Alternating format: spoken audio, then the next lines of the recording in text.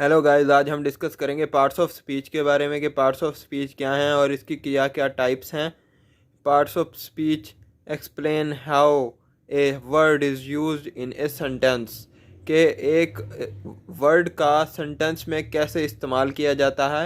ये parts of speech हैं। There are main 8 part of speech.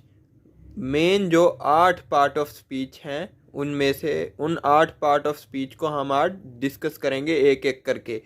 Number 1 पे आता है नाउन। नाउन को देखते हैं। उसके बाद आता है प्रोनाउन, उसके बाद आता है एडजेक्टिव, उसके बाद आता है वर्ब, उसके बाद आता है एडवर्ब, उसके बाद आता है प्रेपोजिशन, उसके बाद आता है कंजक्शन, उसके बाद आता है इंटरजेक्शन। नेक्स्ट देखेंगे। सबसे पहले नाउन को डिस्कस करते हैं। Noun noun named word are called noun. जो किसी भी चीज़ को यानी किसी भी जगह, noun is a word that show person place और anything called noun. Noun name word are called noun. जो किसी भी नाम को जाहिर करे उसे नाउन कहते हैं। मिसाल के तौर पे एहसन एक शख्स का नाम है, उसे जाहिर कर रहा है। लाहौर सिटी को जाहिर कर रहा है। पेन या बुक किसी भी यानी कोई भी पर्सन प्लेस और थिंग यानी किसी भी शख्स जगह या किसी भी चीज़ को जाहिर करने के लिए जो इस्तेमाल किया जाता है उसे नाउन कहते हैं। मिसाल के तौर पे हम सेंटेंस में देख लेते हैं। Ehsan has a book. Ehsan एक किताब रखता है। एहसन के पास एक किताब है। Lahore is a city. Lahore एक सिटी है। नेक्स्ट देखेंगे pronoun. Pronoun at the place of noun. Pronoun noun की जगह पे इस्तेमाल होता है। नाउन की जगह पे जो वर्ड इस्तेमाल होता है उसे प्रोनाउन कहते हैं। देखेंगे I, you, it, he, she, we. I, you, it, we, he, she ये सब प्रोनाउन है जो नाउन की जगह पे इस्तेमाल होते हैं। जैसे देखें सेंटेंस में देखें ही हैज़ ए बुक यानी एहसन हैज़ ए बुक। पहले एहसन के पास किताब है, उसके बाद आएगा ही हैज़ ए बुक यानी नाउन की जगह पे प्रोनाउन इस्तेमाल हुआ है। ये ही प्रोनाउन है। जो नाउन की जगह पे इस्तेमाल हो उसे प्रोनाउन कहते हैं। अब देखेंगे हम noun it is a city. ये एक सिटी है यानी ये एक सिटी है। यानी हम पहले देख रहे थे लाहौर इज़ ए सिटी, अब देखेंगे it is a city. Lahore की जगह पे इट आ गया। पहले लाहौर इज़ ए सिटी, अब देखेंगे इट इज़ ए सिटी यानी लाहौर की जगह पे इट इस्तेमाल हुआ है। ये प्रोनाउन है। नेक्स्ट देखेंगे एडजेक्टिव। एडजेक्टिव देखेंगे क्वालिफाइंग ऑफ नाउन और प्रोनाउन। यानी एडजेक्टिव होता है यानी कोई भी एक्शन को जाहिर करे या कोई किसी भी इम्प्रेशन को जाहिर करे उसे एडजेक्टिव कहते हैं। क्वालिफाइंग ऑफ नाउन और प्रोनाउन दोनों को मिला के एज, जैसे कि कोल्ड यानी ठंडा, हैप्पी खुशी, गुड अच्छा, टॉल लंबा। सेंटेंस में इसका इस्तेमाल करेंगे। Mohsin is a tall boy यानी जो भी किसी भी सेंटेंस को यानी किसी भी सेंटेंस में इजाफे के लिए इस्तेमाल हो उसे एडजेक्टिव कहते हैं। मोहसिन इज़ ए टाल बॉय किसी भी खूबी को जाहिर कर रहा है कि मोहसिन एक लंबा लड़का है। और देखेंगे the dog is a black. अब रंग आ गया यानी the dog is black dog की खूबी को जाहिर कर रहा है कि उसका ब्लैक रंग है। तो ये किसी भी सेंटेंस की खामी या खूबी को जाहिर करने के लिए एडजेक्टिव इस्तेमाल किया जाता है। नेक्स्ट देखेंगे वर्ब। शो एन एडजेक्शन और डूइंग वर्ड यानी किसी भी एक्शन को जाहिर करने के लिए वर्ब इस्तेमाल किया जाता है। शोज एनी एक्शन और डूइंग वर्ड किसी भी सेंटेंस में एक्शन को जाहिर करने के लिए वर्ब इस्तेमाल किया जाता है। जैसे कि देखेंगे गो, स्पीक, ईट, लाइव, गिव यानी जाना, बोलना, खाना, जीना, देना। अब सेंटेंस में इस्तेमाल करेंगे ही गोज़ टू स्कूल। वो स्कूल जा रहा था। I gave him watch.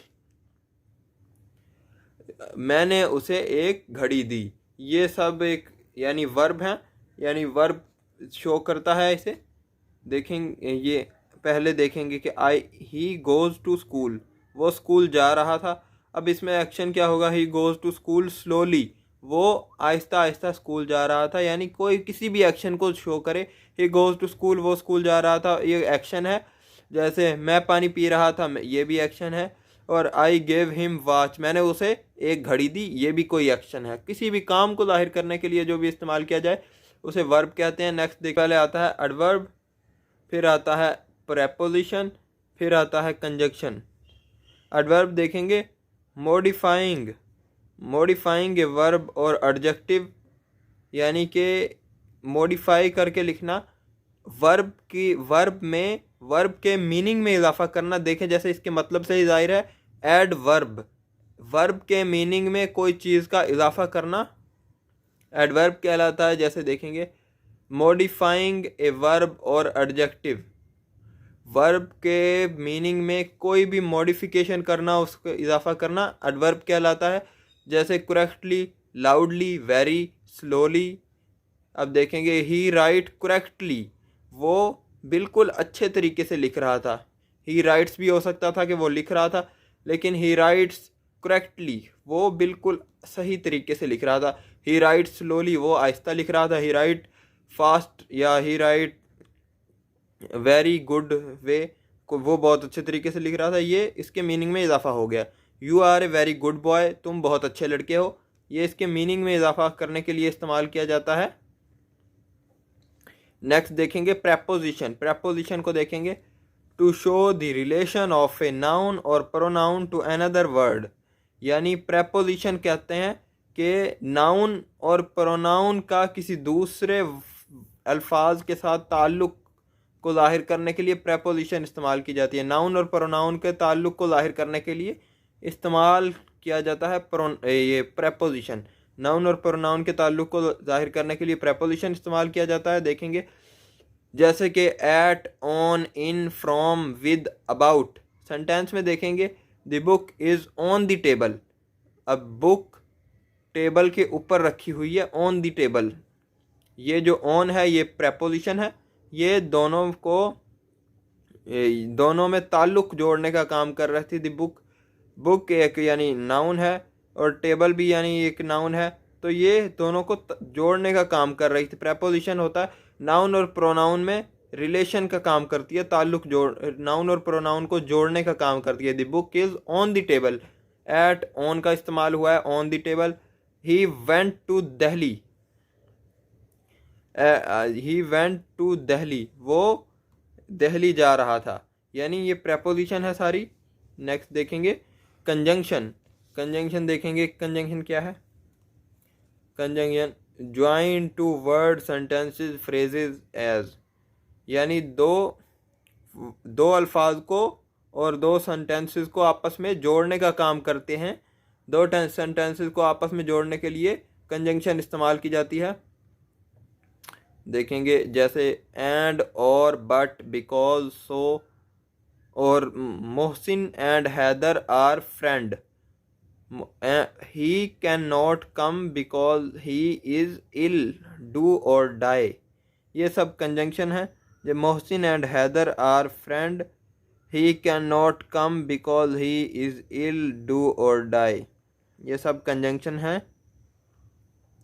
Next देखेंगे इंटरजंक्शन। इंटरजंक्शन में क्या है ये भी देख लेते हैं। इंटरजंक्शन एक्सप्रेस सम सडन फीलिंग, अचानक जज्बात को शो करने के लिए इंटरजंक्शन इस्तेमाल की जाती है।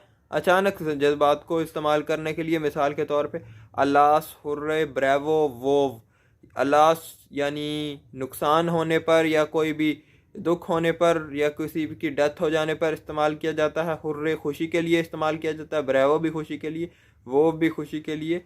सेंटेंस में देखेंगे अलास, हुर्रा, ब्रेवो, वो, इनको सेंटेंस में देखेंगे अलास शी इज़ नो मोर, जैसे मैंने बताया था डेथ के लिए इस्तेमाल किया जाता है। अलास शी इज़ नो मोर, वो और ज़िंदा नहीं रहा और ये वो बच ना सका। Hurrah he we have won the match, हमने ये मैच जीत लिया। हुर्रे हमने ये मैच जीत लिया। शुक्रिया। अगर आपको वीडियो अच्छी लगी हो तो चैनल को सब्सक्राइब कर दें और वीडियो को ज़रूर लाइक करें। शुक्रिया, हमारी वीडियोस देखते रहा करें।